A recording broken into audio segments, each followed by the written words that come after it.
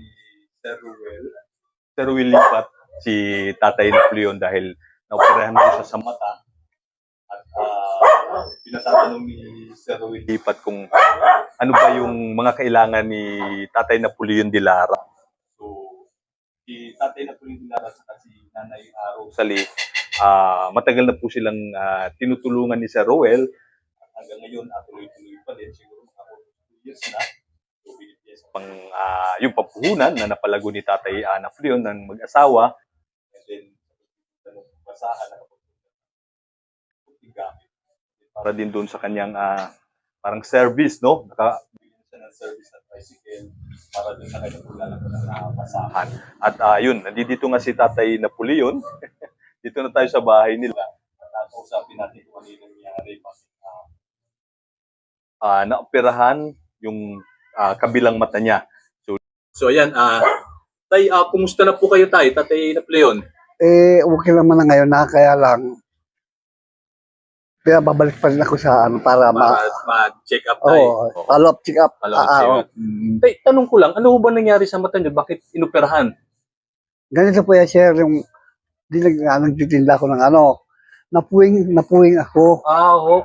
Nung napuwing ako, at parang tiniis ko siya ng isang linggo na hindi ko kinakamot yung ginaganon ko lang. Nung after 1 week, kasi sobrang 1 week na, masakit na.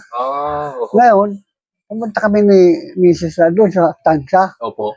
Sa specialist na ng mata. Opo. Sa madaling sabi, pagpunta namin doon, binigyan naman kami ng resita, yung pampatak nga. Pampatak, opo. Ginawa naman namin. Opo. Parang walang pagbabago. Walang nagbabago. Ngayon, kasi parang andyan pa rin po yun eh. Sabi ni doktor, baka daw madala pa sa gamot na yun. Sa ointment. Sa ointment na yun. Hindi naman na nakadalawang balik, patat sa namin balik. Opo. Bago kami pupunta, pinapatakan ako ni Rose. Pinapatakan ako. Sabi ko, masakit ako. Tapos sabi sa akin ni Rose, asawa ko, ito meron parang may lumala Sabi ko, yan ay atak ako ang puwing. Oho. Sa alisin mo, parang tatakot ka siya. Sige na alisin mo, yan lang masakit. Bigyan niya, pag tanggal na ganyan, parang kasama na yung mata. Ganun po? Oo. May laman na. May laman na Oho. Parang Julie ang laki daw. Oho. May pagka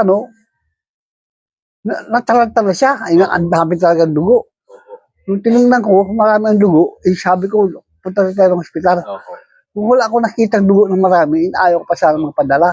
Siguro tayo, parang bumaon na siguro yung nakapuwing sa mata ninyo. Oo. Baka siguro bubog. Saka sir, para sa estimate ko, yung mata ko, lumambot na yata sa yung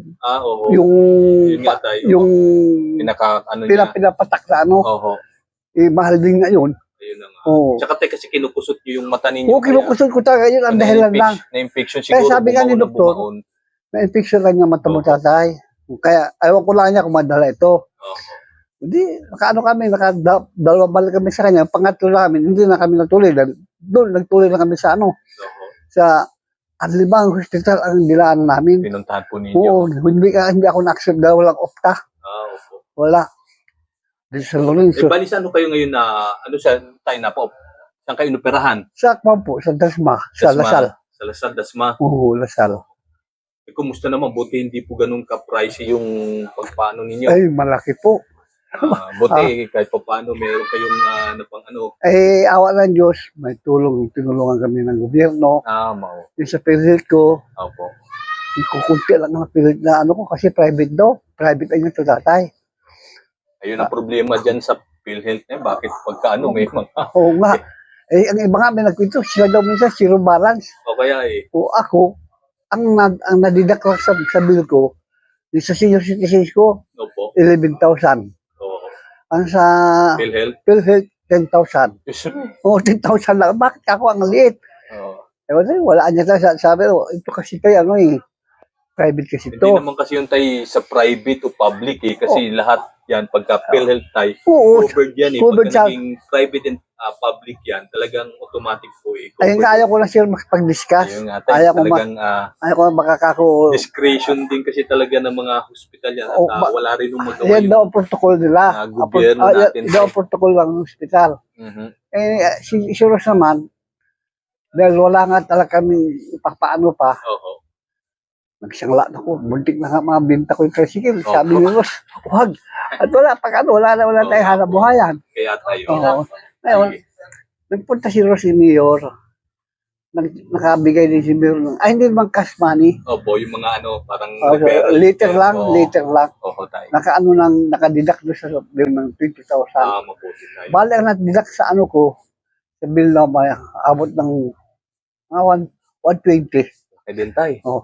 Oo. 120. Ang nadidak sa akin, ano lang, yung PhilHealth, saka si senior, saka yung Opo. ano ni Mayor, Opo. nasa abuti ng mga 40,000 megit din. Malaki pa rin po Oo, naman ninyo. malaki Kaya pa rin. naman ninyo. Ayun tayo, kaya po ako napunta dito at least naging successful po yung operation nun ninyo Opo. ngayon. Ayan, pasalamat ko. Pagpagaling na lang po kayo Opo. at ayun, di ba sabi, babalik kayo doon para pagka okay na, lalagyan kayo ng artificial na mata. Oo. Yung artificial lang, Mm-mm. 10,000. 10,000 Oo, na. yung artificial lang na, yung mata talaga na ganyan. Opo tayo. Artificial. Hindi kasama sa milyon. Kaya wala pang ano.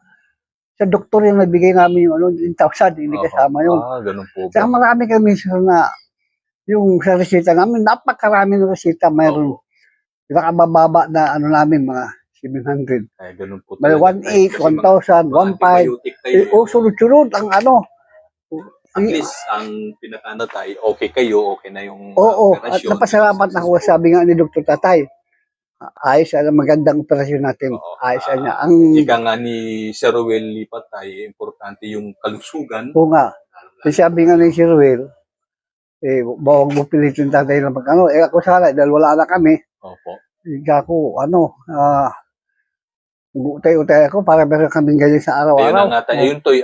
Kaya ako pinapunta dito ni Sir kasi umakyat kayo ng live, di po ba? Opo. Doon ako sabi niya, pasyalan ko nga kayo at tinatanong kung ano daw po yung kailangan ninyo. So, ano ho bang magiging Yung pang ano namin sir ngayon, yung araw-araw, ay hindi yung gamot na ointment Oo. na halagang 700. Yung Ointment na pinapatak. yung isa noon tayo, 700, nagagamit niyo ho yun ng ilang araw tayo? Maabot din ng 4. 4 araw yung Opo. isang patak. Opo. Ipapaano po yung pagkain? Pira- Pagkain nyo tayo. Pira pa po noon, yung mas mabuti ka sir, at yung pangalawang punta namin, yung antibiotic, Opo. pinatigil na ng doktor. Oo. 52 pesos din ang isa noon. Ilang peraso yun? 3 times a day. Ang laki din. 3 times. Parang 52, nasa 150 din a day yun. 156. Ilang days mo? 7 weeks. 7 days mo inumin. Oo. Sa inyo. Oo. Mga ano siguro, naka-take ako doon ng mga mga 7. Mahigit 1 week. 1 week na. Oo, tapos pinatigil na ng ano. Magto 2 week bago yung pangalawang punta namin, sabi ni doktor, at tigil na tatay, ayos na ito. Okay na. Ang i-maintain mo lang yung tatay, yung yung ointment, dahil nakakapaano sa mata talaga. Good ang natin, ang operation, ayos tatay, sabi sa. Pero, advice ko, mahinga ka ng hanggang 2 months. 2 months tayo. Magto 2 months ako sa May. May. Oo. So yun tayo, yun ang unang kailangan nyo, yung ointment na pampatak sa mata ninyo. So Oo. yung isa 700 plus yung Meron presyo. pa kami, pero konti na. Opo, naman. tawag dito. Babalik kami siya sa sa 16. Kaya babalik naman Sige kami. tay, sabihin kay Sir Will, kasi yun naman yung punto ko dito, pinapunta niya ako dito para alamin ko ano yung pangangailangan nyo. Opo. Tapos yung, siyempre, pagkain ninyo. Opo nga Tapos yun. nabanggit ko nga rin kay Sir Will, tawag dito, si Nanay Rosalie, kung pwede siyang kahit pa paano makapag Oo, sabi ko, hanap buhay dito, tinda-tinda siya, kahit no? ano, sabi ko nga. Oo. Kasi habang parang nagpapahinga kayo, Ay, ako nga siya, sabi ko, pipilitin ko makaano, paano magugutom ang anak ka, kaya naman na ano. nag-aaral na yung anak. Nagkaano ako kay Sir Will, na sabi ko siya. Ayun tayo, dito, ano po pwede kayo maging ano ni Nanay Rosalie pansamantalang pagkakitaan niya para tinda-tinda dito sa harap. Oo nga, kung anong gusto niyang sabi ko pagkaanuhan. Sayang, nasa kayo si Nanay Rosalie. Anong oras uuwi si Nanay Rosalie para? Mamaya pa po siya, mga 11 siguro. Alas 11 pa. Mga 11 pa yun.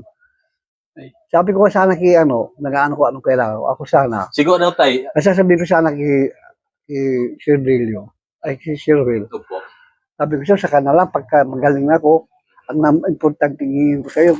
Kasi zero balance talaga ako. Ayun na nga. Yan, napako naman din ni Sir Will Lipat tay. Pagka magaling na kayo, pwede na kayo maghanap buhay, Oo. ibibigyan uli naman kayo niya ng pampuhunan. Oo, sabi niya nga. Ibibigyan naman kayo. Huwag kayong mag-alala doon. Eh sabi ko nga, hindi muna ako dahil pag magaling ako, paano? Magaling na ako, wala na akong hanap buhay. Kailangan ko number 1 si Ruel. Huwag nyo nang problemahin yon kasi si Sir Will nangako na rin naman sa inyo Opo. na pagka magaling na kayo, ayos na kayo, ibibigyan uli kayo niya ng pampuhunan. Opo. Siyempre, Kaya habang nagpapagaling po kayo, saan ho kayo kukuha ng dito pagkain ninyo? Ayun po, yun pambili ng ako ngayon, gamot sir, ninyo?